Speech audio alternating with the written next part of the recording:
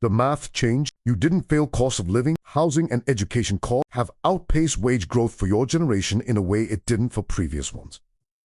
Nobody taught you the actual rules. Schools teach algebra, not compound interest. Most people learn about money by accident, or not at all, until they're already behind.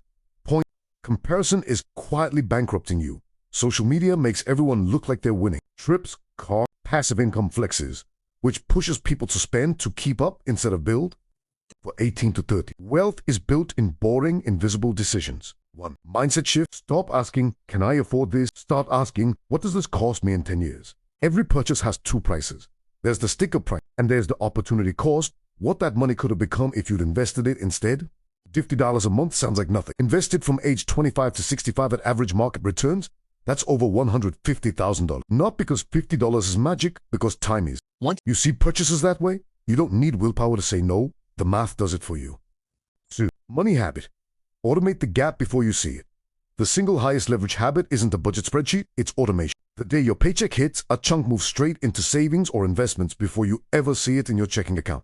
You can't spend money you never touched. This is the difference between I'll save what's left over, which is always zero, building wealth on autopilot. 3. Common trap. Lifestyle creep disguised as I deserve this. Every raise, every bonus comes with a voice saying you've earned an upgrade. Nicer apartment, nicer car, more takeout. And you have earned something. Just not automatically more spending. The trap isn't spending money, it's spending 100% of every raise forever. So your lifestyle always exactly matches your income and you never get ahead. The fix: when you get a raise, split it, half to your future. 4. Common trap. Treating debt as one category. Not all debt is the enemy. A 4% mortgage on an appreciating asset is a different animal than 24% credit card debt. People panic about the wrong one. Know which debt is actually costing you and attack that first. Don't spread yourself thin trying to kill all of it equally. 5. Actionable first step. Open one account this week. You don't need a financial plan to start. You need one decision. Open a high-yield savings account or a Roth IRA this week.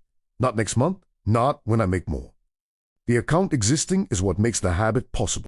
Everything else, the amount, the strategy, you can figure out later. But you can't optimize a system that doesn't exist yet.